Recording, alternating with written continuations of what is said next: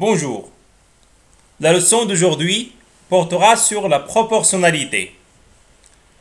Dans cette première séance, nous allons parler de la première partie, c'est la partie de la proportionnalité. Commençons par une activité. Voilà ce tableau qui représente le côté d'un carré et le périmètre de ce carré. Alors la longueur d'un côté de ce carré et son périmètre. La question est comment passe-t-on des nombres de la première ligne au nombre de la deuxième ligne? Ici, puisqu'on parle du périmètre, on a la longueur et on veut trouver le périmètre. Donc pour un carré, le périmètre égale 4 fois la longueur du côté. Donc on va multiplier les valeurs de la première ligne par 4 pour trouver les valeurs de la deuxième ligne, puisqu'on veut trouver le périmètre. Alors voilà pour le premier exemple. 1 fois 4 égale 4. Puis 2 fois 4 égale 8. Troisième exemple, 5 fois 4 égale 20. Et quatrième exemple, 10 fois 4 égale 40. Alors ici, on a dit que pour passer des valeurs de la première ligne, on va multiplier par 4 pour trouver le périmètre, qui est les valeurs de la deuxième ligne. Alors, pour trouver les valeurs de la deuxième ligne, on multiplie les valeurs de la première ligne respectivement par le même nombre.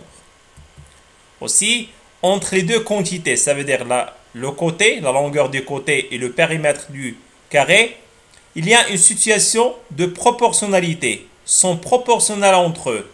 C'est-à-dire, pour trouver l'un, on multiplie l'autre par un même nombre. Donc, il y a une proportionnalité entre les deux grandeurs ou les deux quantités. Comme remarque, dans l'exemple ci-dessus, dans ce tableau, pour trouver les valeurs de la première ligne, pour trouver par exemple 1, on va diviser la valeur de la deuxième ligne 4. On va diviser 4 par 4 pour trouver 1. 8 divisé par 4 pour trouver 2. 20 divisé par 4 pour trouver 5. 40 divisé par 4 pour trouver 10.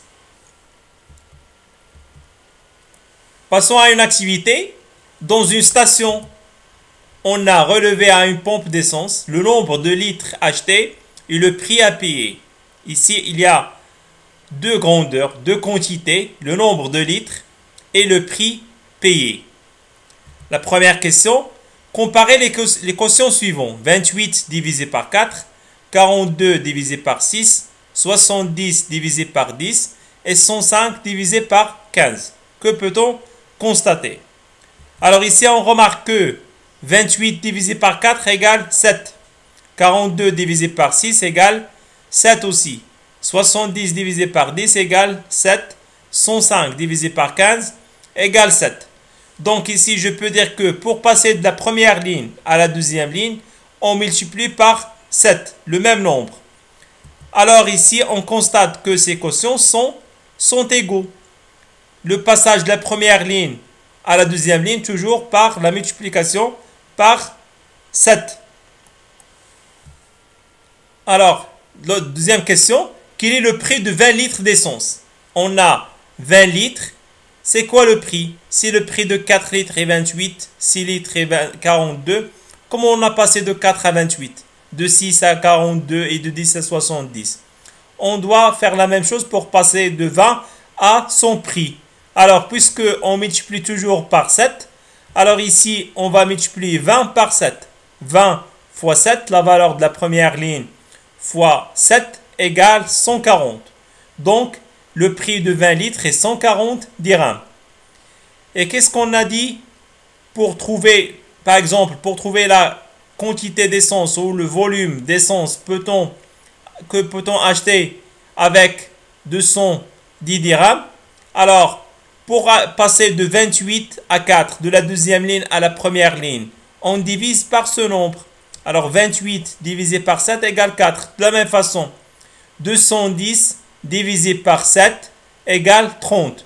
Donc, avec 210 dirhams, on va acheter 30 litres. Le passage de la première ligne à la deuxième ligne en multipliant par 7, de la deuxième ligne à la première ligne en divisant par 7. Alors, je répète pour ces deux derniers exemples. Pour trouver le prix de 20 litres, alors 20 à multiplier par 7, pour trouver le prix, c'est 140. Et pour trouver le volume acheté avec 210 dirhams, on va diviser 210 par 7 pour trouver 30 litres. Alors, comme définition, voilà notre exemple. C'est quoi une situation de proportionnalité? Une situation dite de proportionnalité lorsque deux grandeurs sont reliées par un même coefficient multiplicateur. Ici, ces deux quantités, nombre de litres et prix payé, sont en situation de proportionnalité. Pourquoi? Parce que ces deux quantités sont reliées par un même nombre, c'est 7. Pour passer de la première ligne à la deuxième ligne, on multiplie par 7. Et pour passer de la deuxième ligne à la première ligne, on divise par 7. Ils sont reliés par un même coefficient. Donc ici, on parle d'une situation de proportionnalité. Puis, c'est quoi un tableau de proportionnalité? Un tableau est dit de proportionnalité quand il existe un coefficient multiplicateur qui permet de passer d'une ligne à l'autre. Voilà, c'est notre cas. Pour passer de la première ligne à la deuxième, on multiplie par un même coefficient, c'est 7. Donc ce tableau représente un tableau de proportionnalité. Parce que pour trouver la valeur de la deuxième ligne, toujours on multiplie les valeurs de la première ligne par le même nombre. Donc c'est un tableau de proportionnalité. Alors, ce coefficient 7, on va l'appeler coefficient de proportionnalité.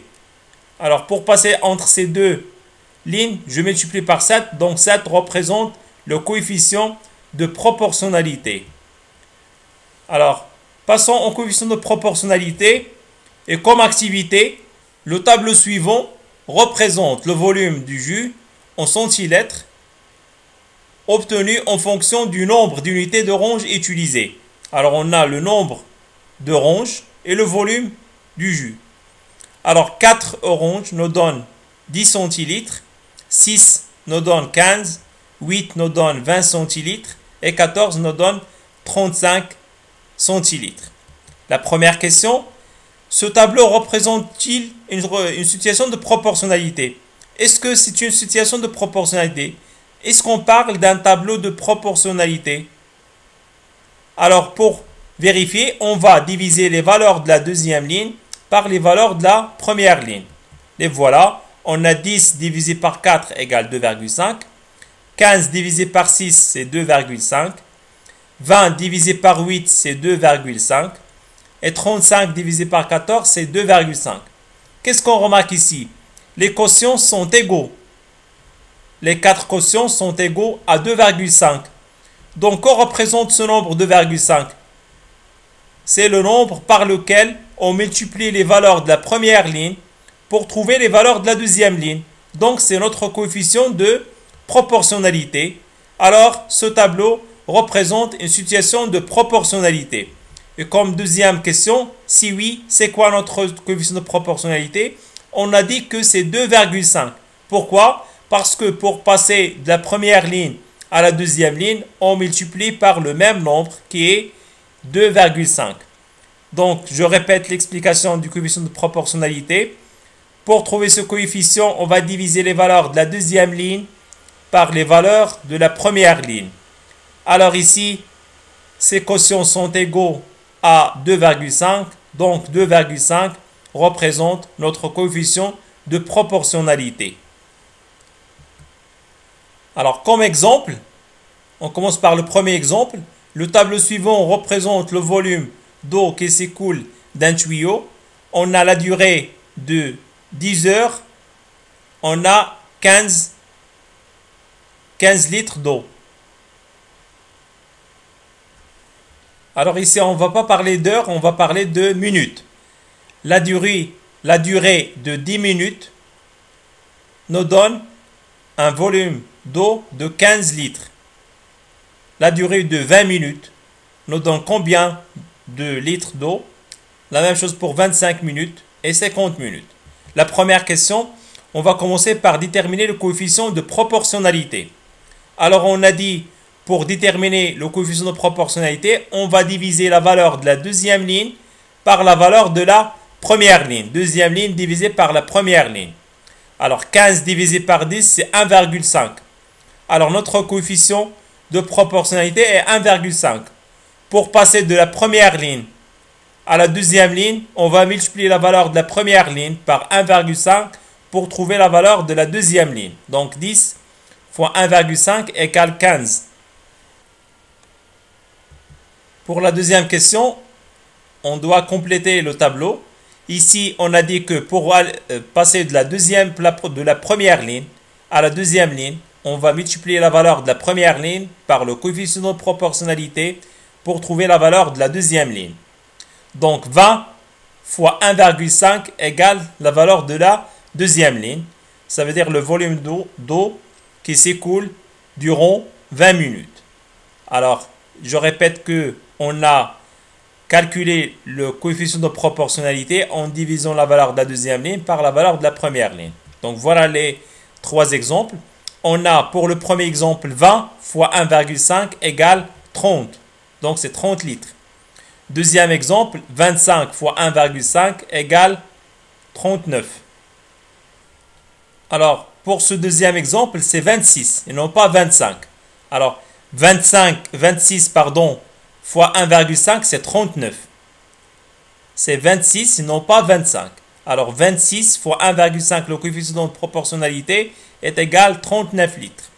50 fois 1,5 égale 75 litres. Voilà, on a complété le tableau en utilisant le coefficient de proportionnalité. Passons à un autre exemple. Vérifie si le tableau suivant représente une situation de proportionnalité. Alors, dans ce cas, on va diviser les valeurs de la deuxième ligne par les valeurs de la première ligne. 60 sur 1, c'est 60. 180 sur 2, c'est 90. 300 sur 4, c'est 75. Alors, on remarque que ces quotients sont différents, ne sont pas égaux. Alors, ces quotients ne sont pas égaux. Donc, dans ce cas, ce tableau ne représente pas une situation de proportionnalité. Il n'y a pas de proportionnalité entre les deux grandeurs. Alors, passons à la quatrième proportionnelle. Comme activité, le tableau suivant représente des prélèvements effectués dans une rivière pour mesurer le taux du magnésium. Alors, le volume d'eau, c'est 2 litres, nous donne 5 mg du magnésium. 4 litres nous donne 10 mg de magnésium. Et ainsi de suite. La question est de calculer de deux façons différentes le volume X d'eau qui représente 15 mg du magnésium. Alors, égal à quoi X? On va calculer ce nombre de deux façons différentes. Dans la première méthode, nous allons utiliser le coefficient de proportionnalité. Alors, pour utiliser ce coefficient, on doit le calculer en premier temps. Donc, comment on calcule le coefficient de proportionnalité? La valeur de la deuxième ligne divisée par la valeur de la première ligne. 5 divisé par 2, ou 10 divisé par 4, ou 25 divisé par 10. Alors, on a d'après le tableau 2 litres nous donne 5 mg. Donc, le coefficient de proportionnalité est 5 divisé par 2 égale 2,5. Donc, notre coefficient, c'est 2,5. Pour passer de la première ligne à la deuxième ligne, on doit multiplier la valeur de la première ligne par 2,5 pour trouver la valeur de la deuxième ligne. 2 fois 2,5 égale 5. 4 fois 2,5 égale 10. Et ainsi de suite. Alors, égal à quoi X? C'est quoi le nombre qu'on multiplie par 2,5 pour trouver 15? Alors, un nombre fois 2,5 égale 15. C'est quoi ce nombre? Pour trouver ce nombre, je vais calculer la division de 15 par 2,5.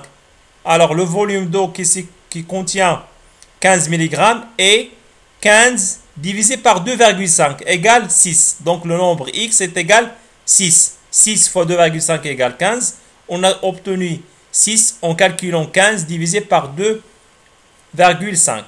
Il y a une autre méthode, c'est la quatrième proportionnelle. Dans cette méthode, on va travailler avec le tableau suivant. On a 2 litres est équivalent à 5 mg. 2 litres nous donne 5 mg du magnésium. Alors, X nous donne combien? Alors ici, on a dit que 2 est proportionnel avec 5. 2 et 5 sont proportionnels. Et X est proportionnel avec 15. Donc ici, on a 4 valeurs. Donc X est une valeur inconnue. Alors, on appelle X la quatrième valeur. Ça veut dire la quatrième inconnue, la quatrième proportionnelle avec ces 3 valeurs. Je répète, X est la quatrième valeur proportionnelle avec ces 3 valeurs. Alors, dans ce cas, puisque ici on parle de la proportionnalité, je vais appliquer la règle de 3 pour calculer X. Alors, X égale 2 fois 15 divisé par 5. Je répète cette deuxième méthode. On va appliquer la quatrième proportionnelle. Dans cette méthode, on a 2 est proportionnel avec 5 et X est proportionnel avec 15. Voilà notre tableau. Alors, X est la quatrième valeur proportionnelle avec ces 3 valeurs. Donc, X est égal 15 fois 2 divisé par 5 en appliquant la règle de 3. Donc, ça va donner 6.